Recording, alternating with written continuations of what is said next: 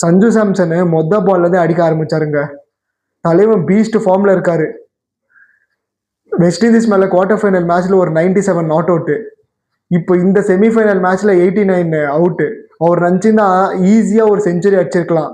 13th ஓவர்ல தான் அவர் out ஆவாரு will Jacks பவுலிங்ல. நான் உங்ககிட்ட ஒன்று கேட்கணும். ஒரு டீம்ல ஒரு பிளேயரு கேட்ச் மிஸ் பண்ணாங்கன்னா டீம் கேப்டன் திட்டுவாங்க. டீம் கேப்டனே வந்துட்டு கேட்சை மிஸ் பண்ணா யாருங்க திட்டுவான்? இங்கிலாந்து ஃபேன்ஸ் தான் திட்டின்னு இருப்பாங்க. ஒரு அல்வா கேட்சை ஹாரி புரூக் மிஸ் பண்ணிடுவாரு. 3வது ஓவர் ஆர்ச்சர் போடுவாரு சஞ்சு சாம்சனுக்கு. சஞ்சு சாம்சன் ஸ்ட்ரைட்ல ஒரு அல்வா கேட்ச் கொடுப்பாரு. ஹாரி புரூக் அதை மிஸ் பண்ணிடுவாரு. அங்கிருந்து தலைவன் 89 அடிப்பான். எனக்கு என்ன ஒன்னா சஞ்சு சாம்சன் இன்னைக்கு செல்ஃப்லெஸ்ஸா விளையாடினாருங்க. அப்புறமா நான் இஷான் கிஷன் பத்தி பேசி ஆகணும்.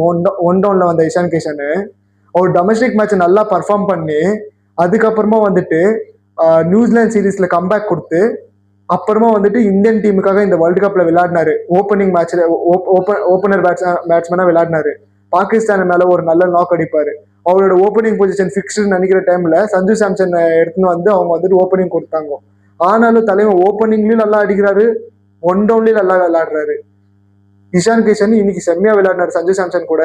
ஒரு டாப் 3 வந்துட்டு நல்லா விளையாடினா எப்படி மேட்ச் போகும்னு பாத்தீங்கன்னா 253 அடிச்சாங்க இந்தியா வந்துட்டு. அதுக்கப்புறமா பார்த்தா டூபேவே இருக்கிட்டாங்க. என்னடா டூபே வந்துட்டு எப்பயுமே நம்பர் 5 நம்பர் 6 தான் வருவாரு. இன்னைக்கு பார்த்தா 2 டவுன்ல வந்திருக்காருன்னு பார்த்தா தூபே வந்துட்டு இன்னைக்கு நல்லா விளையாடினாருங்க. நிஜமாலே ஒரு 40 ரன் ஏதோ அடிச்சாரு. தூபே வந்துட்டு கமிஷனர் ஆஃப் சிக்ஸஸ். அவரு யாராலையும் அவுட் பண்ண முடியாது. அவுட் ஆனா ரன் அவுட் தான் ஆவாரு. இன்னைக்கு ரன் அவுட் தான் ஆனாரு தூபே.